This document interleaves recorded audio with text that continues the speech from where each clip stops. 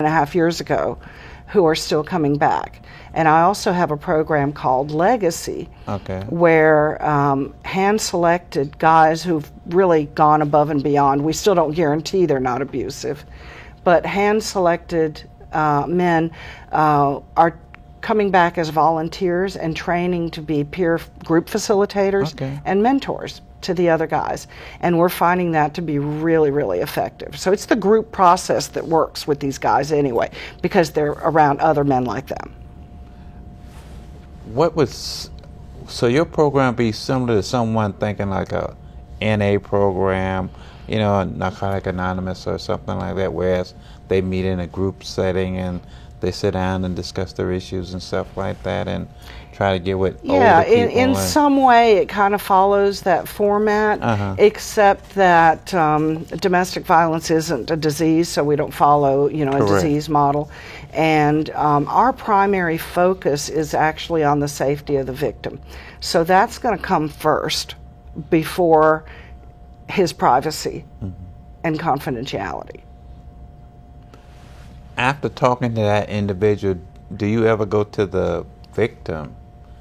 And we keep in touch with the victims all along, if they allow us to, and if we have their contact information. And we welcome phone calls from them, asking if their partner or former partner is still compliant, active with the program, and that kind of thing. And then we like having her contact information just in case we hear something that really concerns us, something that concerns us for her safety, her children's safety, because we will contact her if we fear for her safety. And this is some serious, Yeah. It really is. Why do people, in your opinion, they don't take domestic violence as serious as they should? It's uncomfortable. It's very uncomfortable. And it's often so close to us that it's so much easier to not deal with it, especially if we're wanting to help somebody get out of a relationship and she won't leave, right? Well, we've got to trust her judgment, because oftentimes she knows it's more dangerous to leave, or she is working on leaving. But it's a process. And that's what a lot of people don't understand. A couple of things, and that is the process, yes, and also the context of domestic violence. So let's say, do we have a couple more minutes here? Oh, yes, ma'am, go ahead. Okay, all right, let's say you and I are married, Paul. Okay? Hey? Hey, well, no, what's going on? And so there's been no history of domestic violence. Correct. But you've had a bad day, you're taking a shower, I'm cooking dinner, and you come out of the shower just ranting and raving over me leaving wet towels on the floor again. I hit you over the head with that cast iron frying pan and knock you out. Who's the domestic violence offender, the predominant aggressor? It's me. Who's going to jail? Me. Right? Yeah. Now, same exact situation, except for context. You've abused me before. And you've told me, if I ever screw up again, and I'm never quite sure what screwing up is, but if I ever screw up again, you're going to kill me. This time you come out of the shower, you're ranting and raving, walking toward me, and by the drawer that keeps your gun. I knock you over the head with that frying pan and I lay you out. Okay. Who's the predominant aggressor? Well, now you're protecting yourself now from his actions. Right, but he hasn't hit me. He hasn't put any marks on me, so who's going to jail? Well, that's a tough situation, because the fact that, it looks it's going to be your word against his. Right. And it's going to be like, who does the law enforcement? Right. Who do they? And they have to be able to look at context. Correct. And that doesn't always happen. So, there's a number of things that law enforcement does to determine who the predominant aggressor is. But those situations are really, really difficult to figure out. You were confused just now. It was hard. Correct. But in most cases, I'm still going to jail. And what happens if somebody who's really a victim goes to jail, you ever seen mugshots? Yes, ma'am. You ever seen mugshots go away? No. Not now with the internet. No. What if she's a nurse? Does she risk her job with that arrest? What about if they arrest them both? What happens to the kids? DSS get involved, get the kids? May take her 6 months to get her kids back. Is she ever going to call the police again when he abuses her? Not likely. Now, I know domestic violence, we think of the man being the abuser.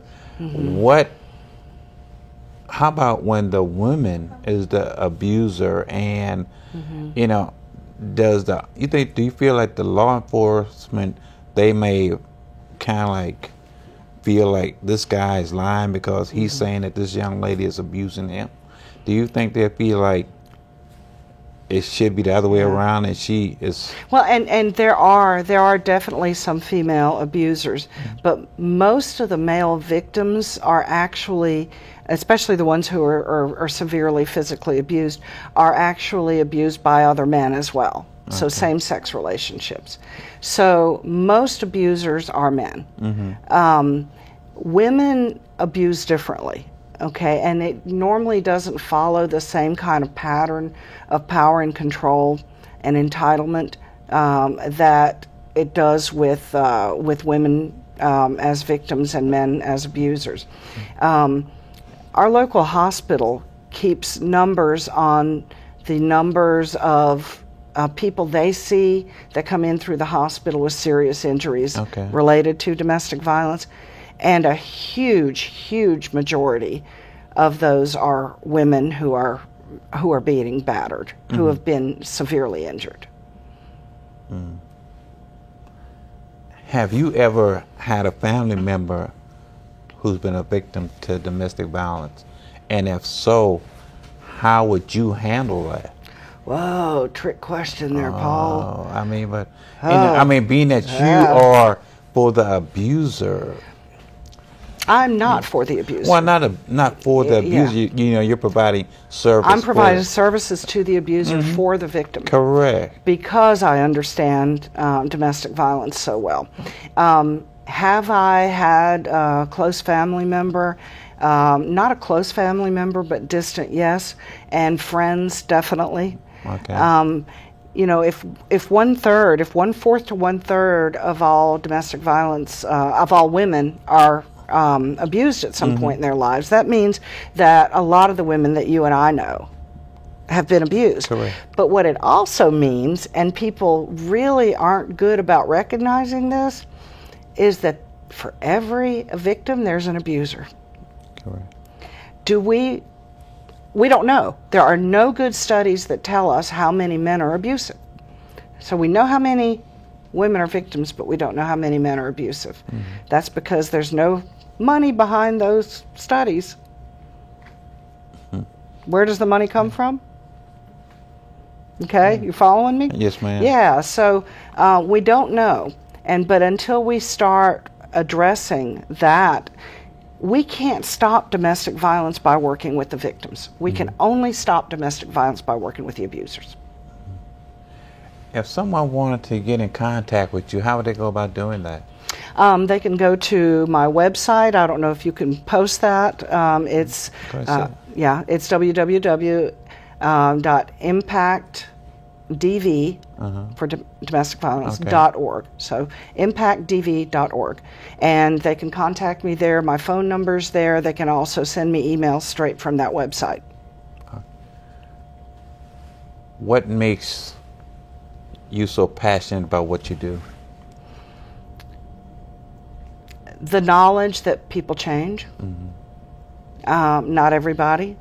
Correct. But it makes everything worth it when I get a call from somebody who was a victim many years later to thank me. Correct. For the work I did with her husband.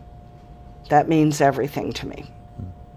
He can tell me till he's blue in the face. Correct. But I want to hear it from her. Ms. Kotad, thank you for coming on the show. Thank you for educating the community on domestic violence and all that. And, I think this is a topic that really is, it's ongoing, it never ends. And we just want to be, you just want to, the families to get along together, you know what I'm saying? You don't want the violence and all that. And, Right. learn And how I'm to- hoping that it means that more bystanders will do something too. Once they recognize that not all domestic violence is hitting, for instance, that's probably our biggest barrier. Yeah. What signs do you see as far as if you're someone who's at work? Oh, Who's wow. He's going to be calling her all the time. He's going to be sending her gifts. He's going to be bringing her to work. He's going to be picking her up from work. He's going to be checking on her all the time. It may look romantic at first, or to her coworkers, or she spins it that way. But she can't get her work done because he's always calling and checking on her. He may make friends with her coworkers to check on her. There are a number of things, and she may come in with more injuries than most people get and have excuses. And it's really important to document. Every time you see somebody come in with a black eye or with a busted lip, put it on your calendar. Thank you for coming on the show. I want you to come back and tell us some more about domestic violence. I'll be happy to. Thank you, ladies and gentlemen, for watching the show. You be encouraged.